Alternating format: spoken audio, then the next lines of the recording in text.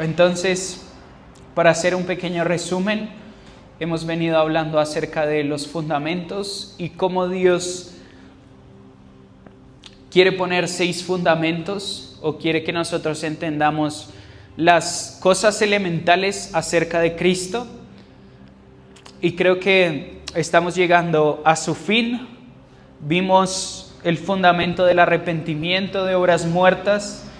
Vimos el fundamento de la fe en Dios, vimos el fundamento de las enseñanzas acerca de los bautismos, de la imposición de manos, de la resurrección de los muertos y del juicio eterno. Ahora pusimos la resurrección de los muertos y el juicio eterno en la clasificación de últimos tiempos. Son 2 acontecimientos que pasan en los últimos tiempos, que es la resurrección de nuestros cuerpos.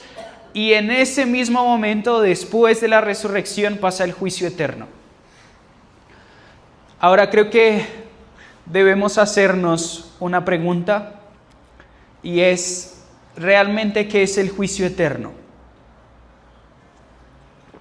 Y podríamos desglosarlo en 2, con las 2 palabras que nos da Hebreos. Número 1 es juicio. ¿Realmente qué es juicio? Juicio es un proceso donde se examinan los hechos y se da un veredicto según las obras. Entonces, un juez, examina los hechos y según las obras se da un dictamen o se da una recompensa. Entonces podríamos decir que según las obras se da una recompensa. Ahora es muy interesante que hay 3 características, si nos estamos poniendo en los últimos tiempos, desde la resurrección y el juicio eterno, 2 características de Jesús que son muy importantes. 3 características, perdón. Número 1, cuando nosotros nos acercamos a los últimos tiempos, vemos a Jesús como rey, vemos a Jesús como novio y vemos a Jesús como juez. Ahora, cuando nosotros hablamos del juicio eterno, no podemos sacar a Jesús del lugar de juez.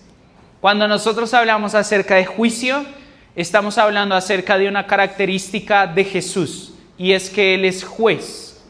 Por eso cuando ustedes ven el Antiguo Testamento o ven la narrativa de la Biblia, hay algo que se repite, un patrón que se repite que es muy constante. Y es, Dios odia las balanzas que están corrompidas o que están desbalanceadas. Y por eso nosotros cuando hablamos acerca de justicia, que es una imagen greco-romana, se ve una balanza. O los que estudian derecho, lo que se ve es una balanza. Entonces, la imagen que Dios nos da por medio de todas las escrituras es que Él odia las balanzas desbalanceadas o injustas. Y creo que es algo a lo que debemos acercarnos al carácter de Dios. Él es justo. Y Él decide y Él ama recompensar según la justicia. Por eso va a decir, yo odio al que se presenta a un juzgado y trae testigos falsos. Porque ¿qué está haciendo? Está contribuyendo a la injusticia. Pero Él va a decir, pero yo me deleito en el testigo que es verdadero, o en las balanzas justas. Una de las cosas que va a decir en Proverbios que Dios odia es las balanzas desbalanceadas, como si alguien estuviera buscando la corrupción. Entonces, cuando nosotros nos acercamos al juicio eterno, debemos acercarnos a la revelación de Jesús como juez. Y el juicio es un proceso donde se examinan los hechos y se da un veredicto según las obras. Y número 2, que es la segunda palabra, es eterno. Eterno es aquello que no termina y define cómo viviremos para siempre después del regreso de Jesús. Entonces nos está poniendo, como lo veíamos antes, en una línea de tiempo. Entonces tenemos la resurrección de los muertos. Después de eso tenemos el juicio eterno. Y ahora hay un momento donde Dios va a examinar los hechos y va a dar un dictamen según las obras. Y eso va a tener una repercusión eterna. O sea, no va a tener una repercusión momentánea como lo vemos en este momento en un juicio, donde hay juicios desbalanceados, hay juicios llenos de corrupción y hay gente que se sale con la suya. Hay inocentes que tienen que pagar condenas y hay culpables que están libres. Ahora, en este momento de la historia del que estamos hablando del juicio eterno, nadie, absolutamente nadie va a poder corromper lo que Dios va a hacer. No va a haber un dictamen, no va a haber testigos falsos, todo va a ser completamente expuesto a la presencia de Dios. Y según eso que sea expuesto, va a haber un dictamen eterno. Y creo que por eso es tan importante el temor del Señor en nuestras vidas. Porque si nosotros estamos pensando en ese juicio, si nosotros estamos pensando en ese día, y si no estamos pensando, también va a pasar ese día. Va a haber un momento donde todo va a ser descubierto, y todo lo que es descubierto va a ser juzgado, y todo lo que va a ser juzgado va a ser recompensado. Ahora, ese recompensado no solo va a ser positivo, sino también puede ser negativo.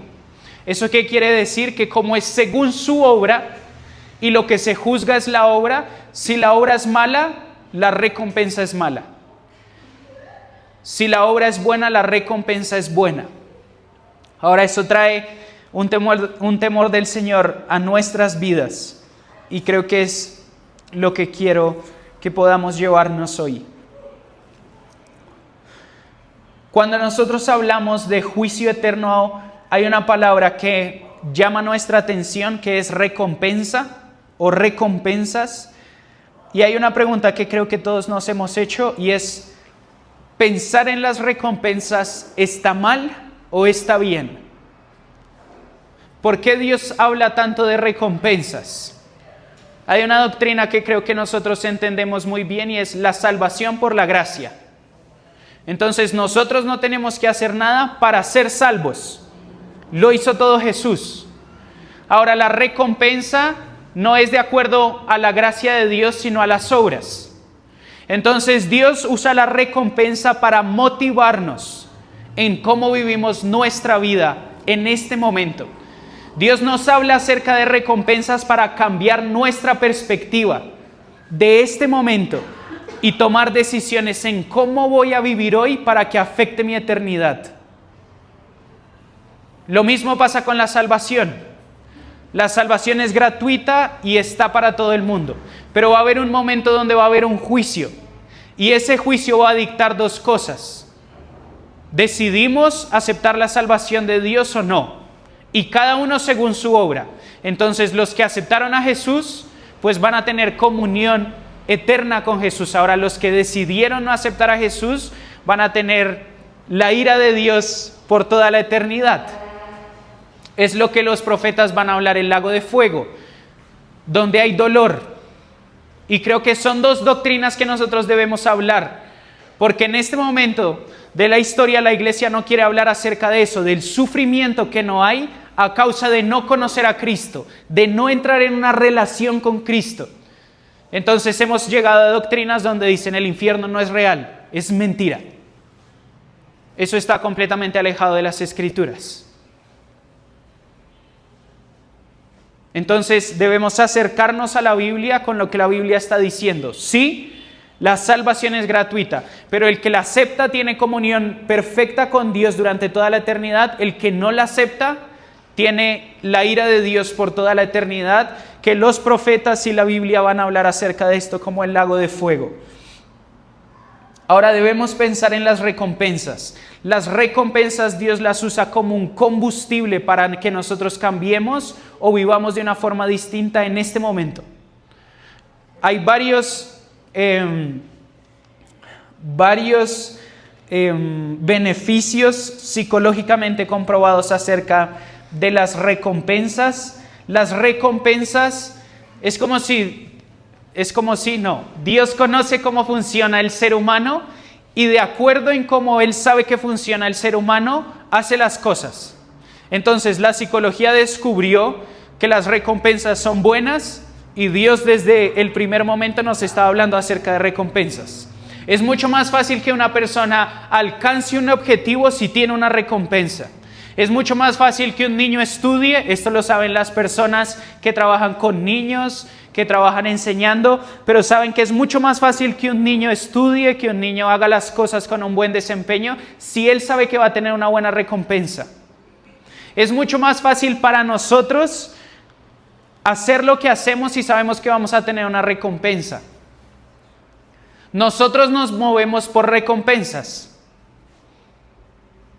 Todo lo que hacemos es porque vamos a tener una recompensa después de eso. Piénselo de esta manera. Pero nosotros trabajamos porque vamos a tener una recompensa monetaria. Y eso va a mejorar la calidad de nuestra vida. Nosotros educamos de cierta manera a nuestros hijos porque van a tener una recompensa en el futuro. Nosotros comemos lo que comemos porque estamos pensando en la recompensa. ¿Cómo me va a hacer sentir eso que estoy comiendo? Una recompensa. Siempre está implícita la recompensa en todo lo que hacemos. Ahora Dios entendió esto y una y otra vez, por medio de los profetas y por medio de los discípulos, nos habló acerca de recompensas. Pero miren esto, hay varios hallazgos de las recompensas. Número 1, las recompensas refuerzan conductas positivas y nos hacen persistir. Esto es psicológicamente hablando. No estoy hablando acerca de la Biblia. Las recompensas liberan dopamina y activan circuitos cerebrales de motivación, atención y memoria. O sea, cada vez que nosotros queremos hacer algo debemos pensar en la recompensa. Eso mismo pasa con el ejercicio. El ejercicio al principio es muy doloroso. Es incómodo y cuesta, pero si nosotros no estamos pensando en el dolor, si no estamos pensando en la recompensa, el cuerpo que voy a tener, la fuerza que voy a tener, la vitalidad que voy a tener, la resistencia que voy a tener, es en ese momento donde nosotros podemos sacrificar el dolor del ejercicio y entender que va a tener una recompensa mayor. Eso mismo pasa con las recompensas que Dios nos plantea. Por eso Pablo decía, no importa el sufrimiento actual, porque hay una gloria mucho mayor. No importa las aflicciones de este mundo, porque hay una gloria mucho mayor. Hay una gloria que es eterna. Entonces lo que Pablo hacía era el mismo ejercicio del ejercicio. Hay un dolor momentáneo, ahora viene una gloria que es eterna. Eso mismo pasa con el ejercicio. Hay un dolor momentáneo, pero viene una fortaleza que nadie me puede quitar. ¿Sí? Entonces, funciona de esa manera. Ahora, otra cosa que hacen las recompensas es generar motivación. Y esta motivación depende de la expectativa de éxito y el valor que se atribuye a la recompensa. Entonces, la motivación que nosotros tenemos para hacer las cosas depende de la recompensa o del peso de la recompensa. Creo que ahí tiene mucho que ver los hábitos, qué hábitos tenemos. Podemos examinar qué recompensas nos estamos dando o qué recompensas tenemos. Muchas veces tenemos hábitos que no son buenos porque estamos teniendo recompensas inmediatas y muchas veces las recompensas inmediatas no son muy buenas. Un ejemplo con esto, y creo que es muy práctico, es la pornografía. La pornografía nos da recompensas y nos da destellos de dopamina que deberíamos tenerlos esperando un poco más. Entonces, ¿qué hace la pornografía? Nos da destellos y destellos de placer, pero en realidad no estamos teniendo una recompensa, pero pensamos que la estamos teniendo. Pero si nosotros pensáramos un momento y vemos una recompensa mayor en decir tener intimidad con mi cónyuge, con mi esposa y con mi esposa en el momento que Dios nos dio, con el placer que Dios planeó, de la manera placentera que Dios nos dio, sería completamente diferente. Ahora no tengo una recompensa inmediata, mi cerebro me está engañando, me está dando una recompensa, en realidad me está matando, y estoy teniendo una recompensa real en el momento en que me caso y entro en intimidad con mi esposa o esposo. Eso mismo pasa con la comida. Nosotros nos antojamos de cualquier cosa y decimos, yo quiero esto. Quiero una hamburguesa de McDonald's, por lo que me va a hacer sentir. Quiero una hamburguesa, quiero un pedazo de pizza, quiero este tipo de comida. Entonces la recompensa es inmediata. Ahora, si yo pienso en otro tipo de recompensa, mientras estoy comiendo una ensalada, un pedazo de carne, verduras, estoy pensando en la recompensa a largo plazo. Las recompensas a largo plazo no destruyen, las recompensas a corto plazo destruyen. La mayoría de los placeres y recompensas que nos damos que no cuestan nada, destruyen. El celular. Eso me pasa a mí constantemente con el celular. Porque algo que pasa con el celular es eso, estoy aburrido, quiero tener una recompensa, quiero sentirme emocionado, quiero reírme, entro al celular, paso una hora y después de eso, ¿cómo me siento? Aunque hay una recompensa implícita, instantánea, la recompensa a largo plazo me destruye. Porque me siento desmotivado, porque la dopamina y la recompensa fue tan instantánea que realmente lo que genera es estrés. Eso es lo que pasa cuando las recompensas son instantáneas, generan estrés. Por eso estamos en una sociedad donde todos estamos estresados, porque estamos pensando en una mentalidad de corto plazo. Yo quiero la recompensa ya. Y eso nos está destruyendo. Porque toda recompensa que se da en el corto plazo, o se da de manera instantánea, genera estrés. Por eso el celular genera tanto estrés, porque nosotros estamos dando estímulos a nuestro cerebro y como no está terminando en una acción, genera estrés.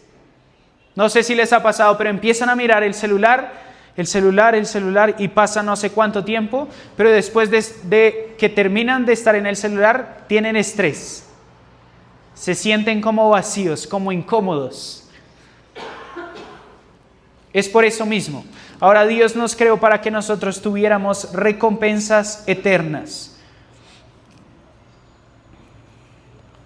Las recompensas nos hacen vivir de forma sabia porque sabemos que un día todo será probado por fuego, incluso las palabras que decimos. Un enfoque adecuado de las recompensas no genera temor, sino una motivación de vivir para un día, y es el día del Señor, donde lo que hicimos en secreto para ese hombre, o sea, Cristo, será revelado. Entonces las recompensas tienen un ingrediente que es muy interesante, y es todo va a ser pasado por fuego, y se van a revelar las intenciones de por qué se construyeron. Esto genera un combustible para las personas que aman hacer las cosas en secreto.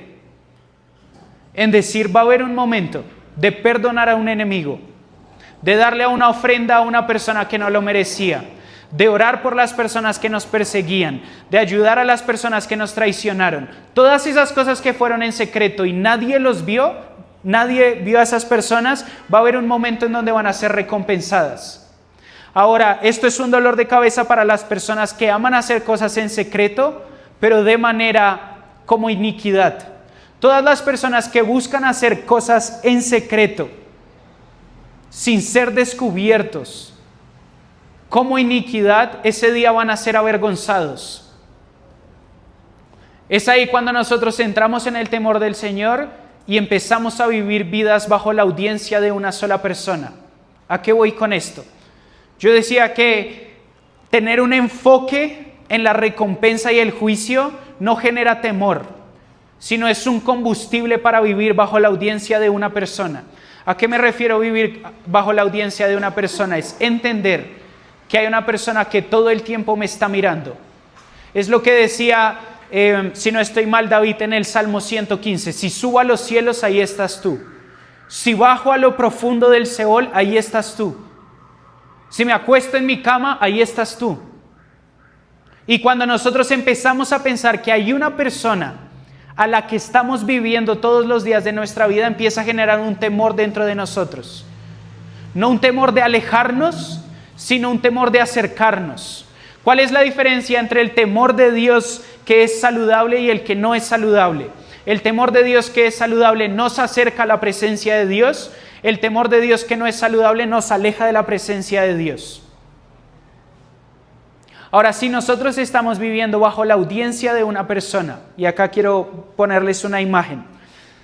Cuando David está llevando el arca a Jerusalén, primero lo hace mal, porque Dios había dicho que lo tenían que llevar los levitas, y él pone una carroza y pone bueyes a llevar el arca. Y una de las personas que está viendo lo que está pasando, se va a caer el arca. En ese momento que se va a caer el arca, esta persona pone su mano y toca el arca. En ese mismo momento que esa persona toca el arca, cae muerta. ¿Su intención era mala? No, de ninguna manera, quería proteger el arca. Pero ellos sabían lo que tenían que hacer y sabían que solo los sacerdotes podían tocar el arca, llevándola en sus hombros. Ahora, parece que David entra en una crisis y pone el arca en la casa de Obed-edom, diciendo, no sé cómo llevarla, matamos a una persona, no lo vamos a hacer más mal. Y en ese momento se da cuenta que los que lo tenían que llevar eran los levitas. Piense conmigo, si usted ve que un objeto mata a una persona por tocarlo y lo traen a su casa, ¿cómo sería la forma en la que usted viviría?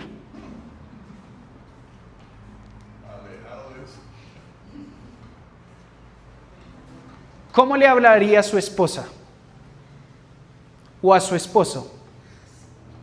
Y esto me estoy hablando a mí porque yo vivo con mis papás y la embarro muchas veces. ¿Cómo le hablaría a mis papás si yo sé que hay algo dentro de mí que no acepta el pecado y si yo peco me muero? ¿Cómo serían los pensamientos? ¿Cuáles serían las películas que vería?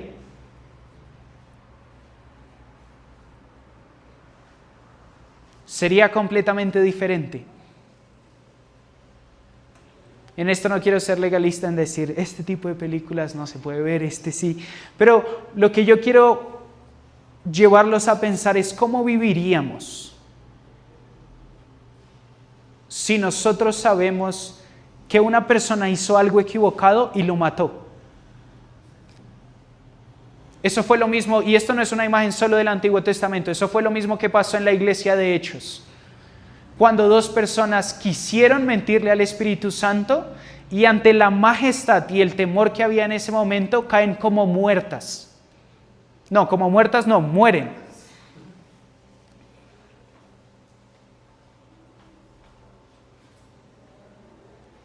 ¿Cómo sería mi actitud con mi esposa? ¿Cómo sería mi servicio a mi esposa? ¿Cómo sería mi amor a mi esposa? ¿Cómo sería mi amor a mi esposo? ¿Cómo sería mi servicio a mi esposo? ¿Cómo sería mi respeto a mi esposo? ¿Cómo serían mis pensamientos? ¿Cómo sería cuando nadie me ve?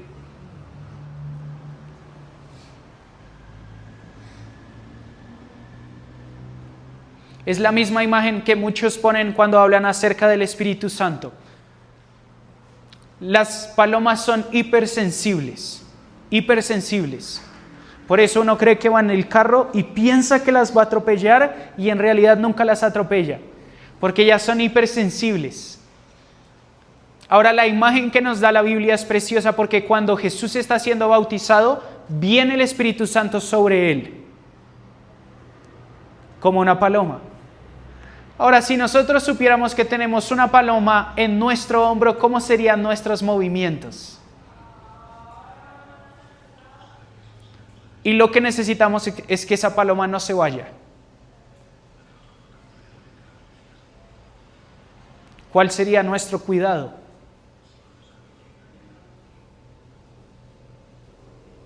Yo creo que ese es el verdadero significado del temor del Señor. Es conciencia de su presencia. Si nosotros sabemos que está en el lugar, ¿cómo vamos a vivir?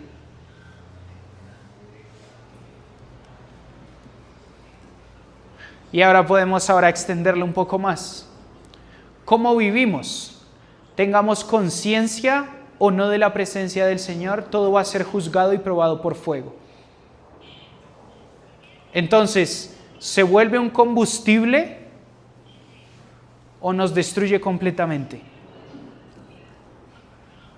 Ahora hay varias características del juicio. Número 1, toda obra será juzgada y habrá juicio para las cosas buenas, tanto como para las malas. Número 2, justos e impíos recibirán recompensa proporcionales a lo que hicieron vivos. Esto también se genera una alegría para las personas que odian ver injusticias, que odian ver lo que los políticos hacen, lo que las personas hacen, lo que los violadores hacen. Se vuelve un combustible en decir, va a haber un momento donde eso va a ser juzgado. Y nos lleva al mismo lugar que estamos hablando y se vuelve un lugar de temor en decir, cómo estoy viviendo hoy afecta cómo voy a vivir mañana. Hablando acerca de la eternidad. Número 3, todos prestarán cuentas delante de Dios y daremos cuentas de nosotros mismos. Mire a la persona que tiene al lado. Usted no va a dar cuentas por la persona que está viendo. Va a dar cuentas por sí mismo. Si quiere, vaya a Romanos 14, versículos 11 y 22. Me quedan 3 puntos y acabamos.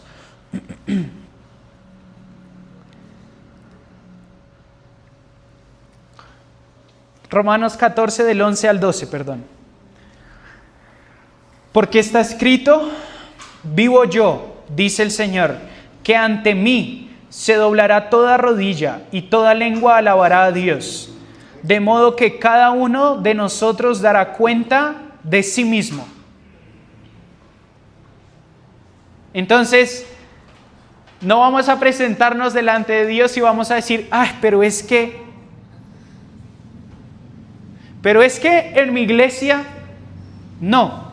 Delante de Dios es yo y Dios.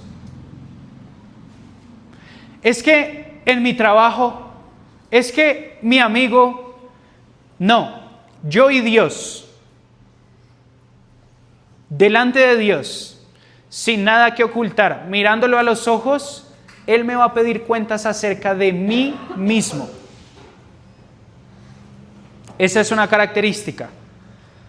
Otra característica que trae esperanza es que ni una sola cosa será pasada por alto en la presencia de Dios. Ni una sola cosa. Y acá entramos en Mateo 25, donde Mateo va a poner las palabras de Jesús y va a decir, Señor, ¿se acuerdan de esta parábola que les dice, Señor, ¿cuándo hicimos esto? Cuando estaba desnudo y me dieron algo para vestirme. Cuando tenía sed y me dieron un vaso de agua. Y entonces ellos le van a decir a Jesús, pero Jesús, ¿cuándo hicimos esto? Cuando hiciste esto por uno de estos pequeños, me lo hiciste a mí. Es ahí cuando pensamos y digamos que la doctrina del servicio cambia completamente. Yo no estoy sirviendo a una iglesia, no estoy sirviendo a una organización, estoy sirviendo a Dios mismo.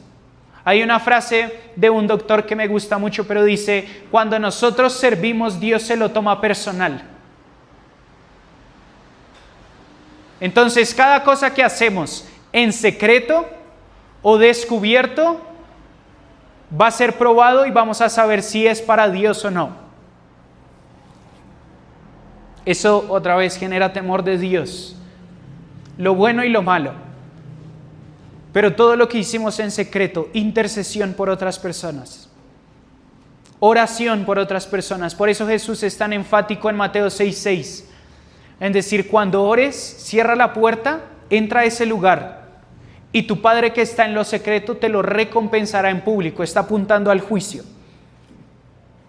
Cada vez que intercedimos por familiares que no conocen, cada vez que intercedimos por personas que estaban debilitadas, cada vez que decidimos por la presencia de Dios sin que nadie nos viera, Dios lo va a recompensar. Eso genera una alegría en nuestros corazones. Y así como hablábamos, número 5, el juicio es para justos y también para los impíos. Si quiere ahora conmigo, 1 Corintios 3.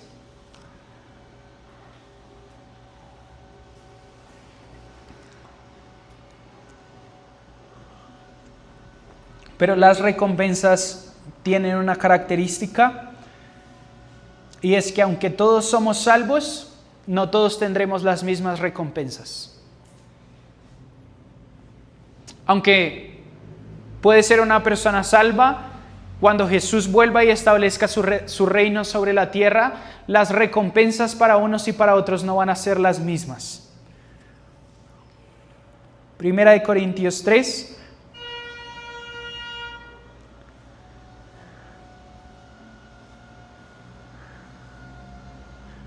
Versículo 8.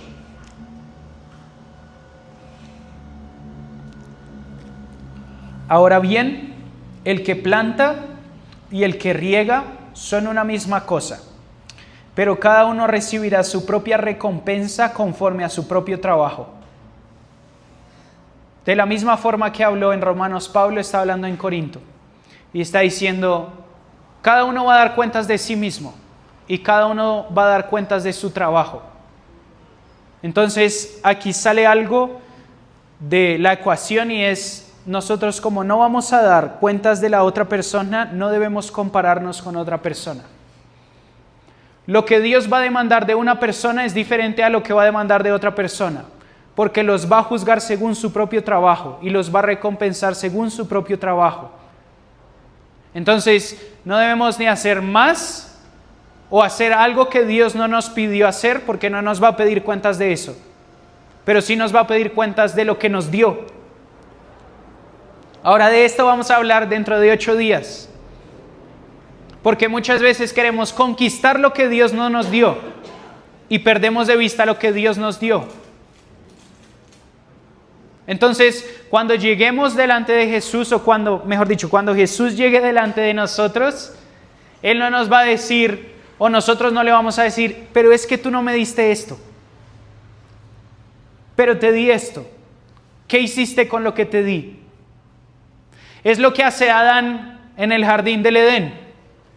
La mujer que tú me diste. Entonces vamos a rendir cuentas por nuestro propio trabajo, no por el trabajo de otros. Versículo 9, porque somos colaboradores en la labor de Dios, y ustedes son el campo de cultivo de Dios, el edificio de Dios. Versículo 10, conforme a la gracia que me fue dada, yo como sabio arquitecto puse el fundamento y otro edifica sobre él, pero cada uno tenga cuidado como edifica encima. Acá Pablo empieza a advertirnos, tengan cuidado como edifican encima, pues nadie puede poner otro fundamento que el que ya está puesto, el cual es Jesucristo. Ahora bien, si sobre este fundamento alguien edifica con oro, plata, piedras preciosas, madera, heno, paja, la obra de cada uno se hará evidente en el día, porque el día la dará a conocer. Como fuego será revelada. El fuego mismo probará la calidad de la obra de cada uno. Si permanece la obra de alguien que ha edificado sobre el fundamento, recibirá recompensa. Acá la forma que nos está diciendo Pablo es esta. Nos está diciendo, edifiquen conforme al fundamento. Y el fundamento es Jesucristo. Entonces, como debemos edificar, es conforme a Jesucristo. Podríamos ponerlo en estas palabras: todo lo que edifiquemos que no esté sobre el fundamento va a ser completamente, por decirlo así, denegado. Ahora, todo lo que edifiquemos que sea igual al fundamento va a ser aceptado o va a permanecer. Ahí es donde nosotros nos tenemos que volver estudiantes de Jesús, porque para edificar sobre el fundamento que es Jesucristo, debemos conocer al fundamento. Si la obra, versículo 15, versículo 14, Si permanece la obra de alguien que ha edificado sobre el fundamento, recibirá recompensa. Si la obra de alguien es consumida por el fuego, sufrirá pérdida. Sin embargo, él será salvo, aunque así como a través de fuego. Esto genera mucho temor en mi corazón. Porque es como si nosotros le trayéramos algo a Dios que parece impresionante y es consumido por el fuego y esa persona queda sin nada. Y mire lo que dice, sin embargo es salva. Pero piense la vergüenza por un solo instante, donde hemos intentado edificar vidas durante años, le traemos eso a Dios, es pasado por fuego y no queda nada. Y la vergüenza no es con los hombres, es con Dios mismo. Por eso hablo de vivir una vida bajo la audiencia de una persona.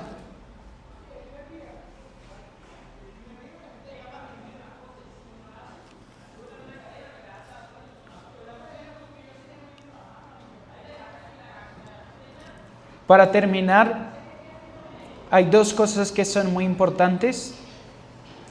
Y aunque a Dios le importa la cantidad, le importa mucho más la calidad.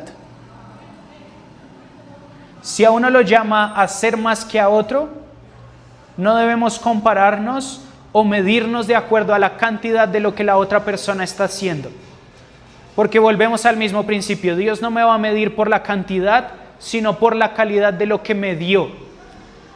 Entonces, si Dios solo me dio una familia, con un solo hijo, con 2 hijos, no me va a juzgar por una familia con 5 hijos. Si Dios me dio un trabajo, no me va a juzgar nunca por el trabajo que no me dio. Me va a juzgar por el que me dio. Entonces, sale la comparación en decir, pero es que a él le pusiste más y a mí menos. Debemos concentrarnos en lo que Dios nos dio y hacer con lo que Dios nos dio. Es lo mismo de la parábola de los talentos. A uno le dio 2, a otro le dio 5 y a otro le dio 10. Conforme a su capacidad. Entonces, al que le dio 10, pues esa era su capacidad. Al que le dio 2 no puede compararse con el que tiene 10. Debe multiplicar los 2 que Dios le dio. Vamos a ser juzgados por la calidad de los materiales con que edificamos, según 1 Corintios 3.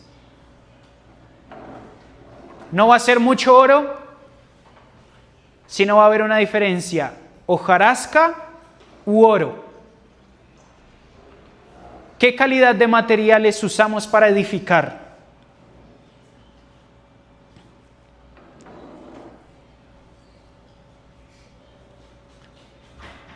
Y acá hablamos acerca de fidelidad.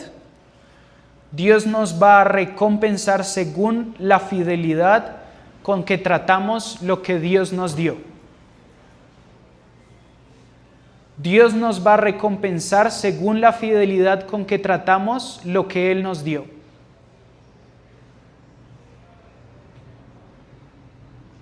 Si no nos dio algo, está bien. Él es un buen líder y sabe que le da a sus hijos.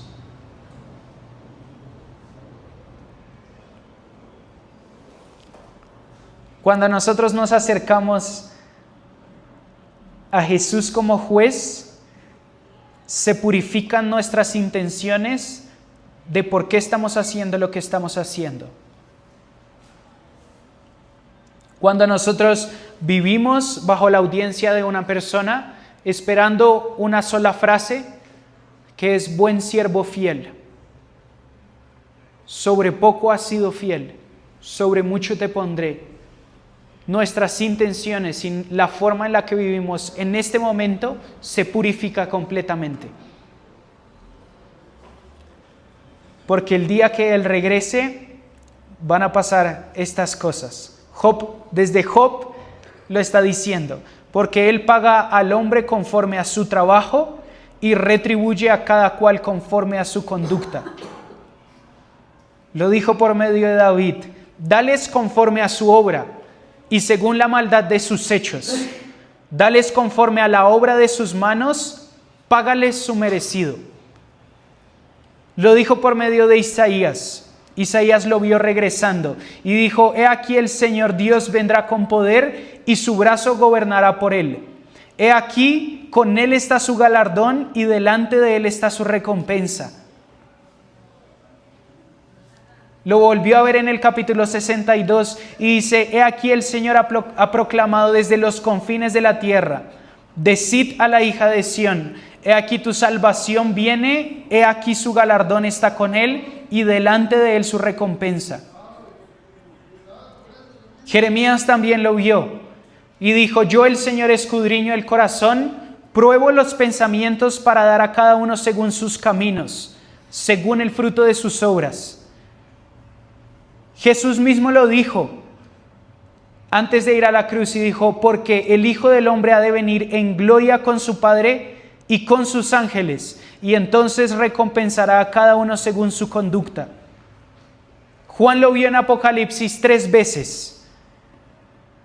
Y dice: a sus hijos mataré con pestilencia, y a todas las iglesias sabrán que yo soy el que escudriña las mentes y los corazones, y os daré a cada uno según vuestras obras. Lo vio después otra vez en el capítulo 3, y le dijo: vengo pronto, retén firme lo que tienes, para que nadie tome tu corona, tu recompensa. He aquí, en el último capítulo, dice: vengo pronto. Se me cortó este versículo. 22:12.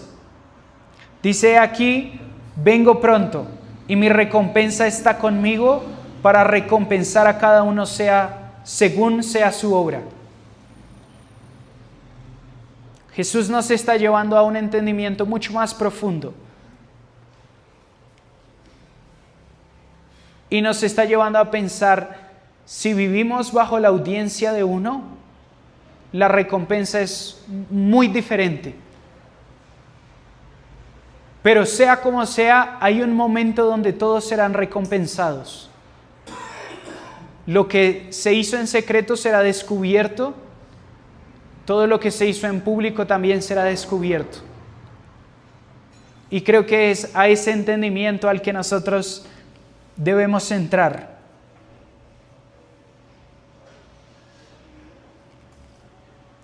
Si quieren, oremos, terminamos.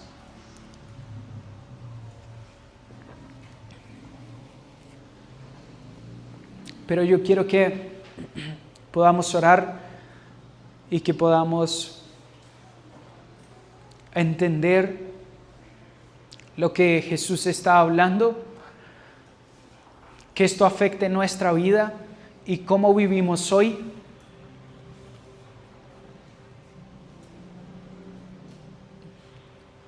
Porque si lo que aprendemos no afecta lo que vivimos hoy, simplemente estamos adquiriendo nueva información. Pero cuando nosotros vemos a ese hombre regresar con su recompensa, transforma nuestras motivaciones, nuestros deseos, nuestros pensamientos, nuestras acciones. Por eso, Padre, oramos que ante la revelación de Cristo como juez, ante la revelación de un hombre justo que reinará sobre las naciones, te pedimos que purifiques todas nuestras intenciones, todos nuestros deseos, todas nuestras motivaciones, que purifiques lo que hacemos día a día, que purifiques lo que hacemos cuando nadie nos ve.